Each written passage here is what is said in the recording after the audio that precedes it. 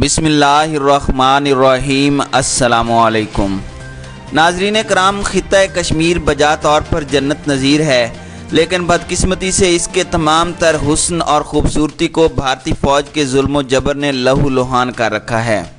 بدقسمتی سے زمین پر یہ جنت نظیر ٹکڑا طویل عرصے سے بھارتی فوج کے غیر اعلانیہ کرفیو اور ظلم و ستم کی زد میں ہے۔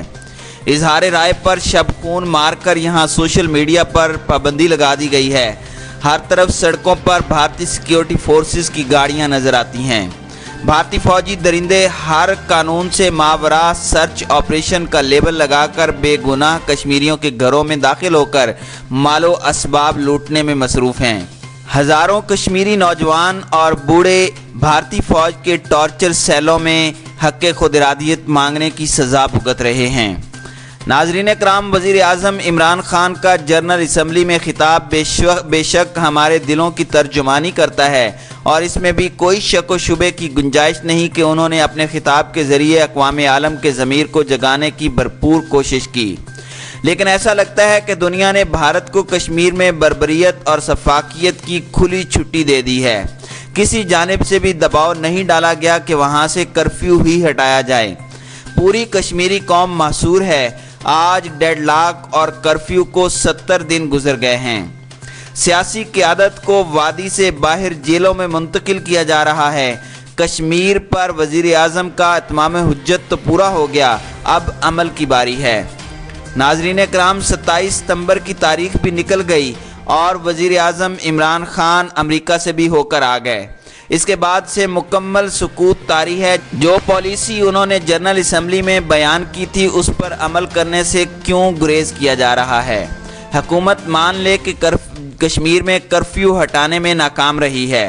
وزیر اعظم امریکہ جانے سے قبل بیان دیتے رہے کہ اگر کوئی باؤنڈری لائن کی طرف گیا تو یہ کشمیریوں کے حق میں اچھا نہیں ہوگا، لیکن کیا ہوا؟ ابھی تک بھارت کو سبق سکھانے کے لیے کوئی اقدامات نہیں اٹھائے جا رہے۔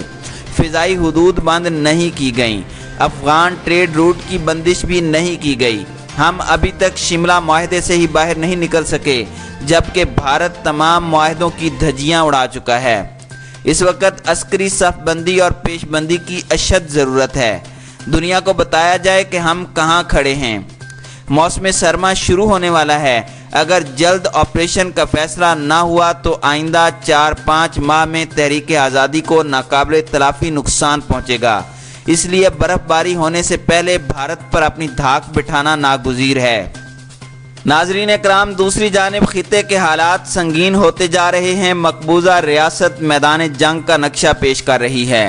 کشمیر میں امن نہیں، ریاست میں تباہی، بربادی اور قتل و غارت گری کا ذمہ دار بھارت ہے، جو کہ کشمیریوں کے مطالبات کو تسلیم کرنے کی بجائے جبر و ظلم کا سلسلہ جاری رکھے ہوئے ہے۔ آزادی رائے سب کا حق ہے، اس سے محروم کرنا انسانی حقوق کے منافی ہے، لیکن مقبوضہ کشمیر میں آزادی اظہار رائے پر قدغن لگانا بھارت کا مشغلہ بن چکا ہے۔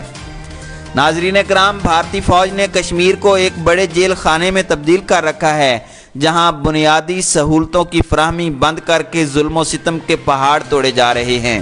ریاستی آئین اور قانون معطل اور انسانی حقوق کی پامالی عروج پر ہے۔ بھارت مقبوضہ کشمیر میں سب سے زیادہ انسانی حقوق کی خلاف ورزیوں میں مصروف ہے۔ انسانی حقوق کی جتنی خلاف ورزیاں مقبوضہ کشمیر میں بھارت کی جانب سے کی جا رہی ہیں، شاید اتنے بدترین واقعات دنیا میں کہیں بھی رونما نہیں ہو رہے ہوں گے۔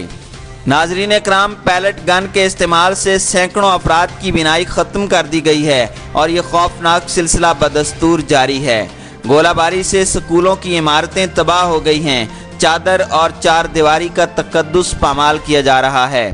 مودی سرکار کی درندہ صفت فوج کشمیر میں خواتین کی آبرو ریزی میں مصروف ہے، مگر کشمیر میں گولی لاٹھی اور کرفیو کے ذریعے جذبہ آزادی کو دبانے کی بھارتی سرکار کی تمام کوششیں کشمیری عوام ناکام بنانے کے لیے قربانیاں پیش کر رہے ہیں۔ یہی وجہ ہے کہ نام نہاد جمہوریت کی علمبردار مودی حکومت مقبوضہ کشمیر میں جذبہ آزادی کو دبانے میں کامیاب نہیں ہو سکی۔ ناظرین کرام، دوسری جانب افغانستان میں نام نہاد صدارتی الیکشن کے بھی کوئی نتائج برآمد نہیں ہو سکے، حالانکہ یہ انتخابات کا ڈھونگ طالبان کا اثر کم کرنے کے لیے رچایا گیا تھا۔